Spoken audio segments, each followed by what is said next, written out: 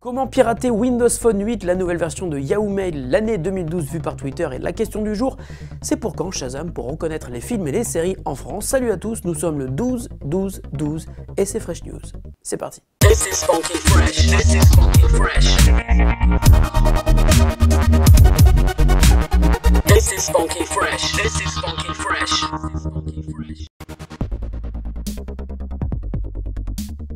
Il est ingénieur, il travaille chez Nokia et s'est spécialisé sur la plateforme Windows Phone 8. Ça tombe bien, il doit avoir beaucoup de boulot en ce moment, mais il est sans doute allé trop loin et à l'heure où je vous parle, il est peut-être déjà un ex-ingénieur de Nokia. Lui, c'est Justin Angel et il a eu une drôle d'idée, exposée sur son blog à la vue de tous, un moyen imparable pour pirater des jeux Windows Phone 8. Il explique ainsi comment compromettre le système d'in-app purchase, vous savez, ce qui permet de faire du micro-paiement au sein d'une application gratuite. Il a expliqué sa méthode de piratage en prenant le blockbuster Cut the Rope comme exemple, méthode qui peut être reproduite à l'identique pour beaucoup d'autres jeux qui utilisent le même système de micro-paiement. Évidemment, il y a foule sur son blog et pour l'instant, ni Nokia ni Microsoft n'ont réagi, mais ça risque d'arriver très vite.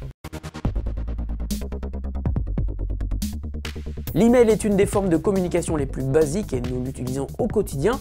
Il doit donc être simple, rapide et intuitif. Ce sont les mots de Marissa Mayer, la grande patronne de Yahoo, qui vient donc de dévoiler la toute nouvelle version de Yahoo Mail. Très largement inspiré de l'interface de Outlook.com et Windows 8, le nouveau Yahoo Mail est annoncé comme beaucoup plus rapide que la version précédente, mais aussi beaucoup plus épuré. Disponible sur le web dans quelques jours, cette nouvelle mouture est déjà accessible en version native pour iOS, Android et Windows Phone 8.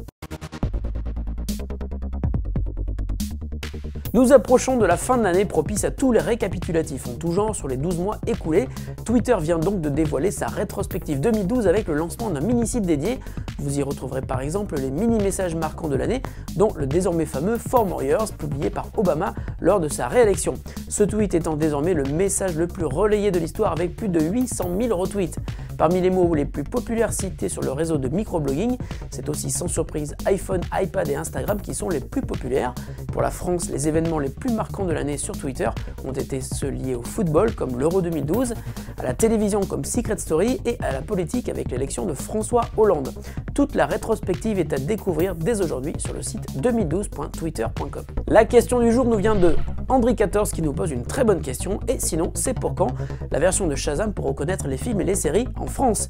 Et oui, très bonne question, car si l'on en croit le Fresh News numéro 272 du 17 septembre 2012, Shazam annonçait la reconnaissance des films et des séries aux États-Unis et promettait la même chose en France le mois suivant.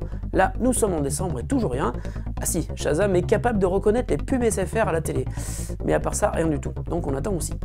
Et vous pouvez patienter vous aussi avec la toute nouvelle application Shazam qui vient de sortir sur iOS avec une grande nouveauté, le partage vers Google+. Super. Allez, Fresh News c'est fini pour aujourd'hui, on se retrouve demain. Salut à tous et bonne journée.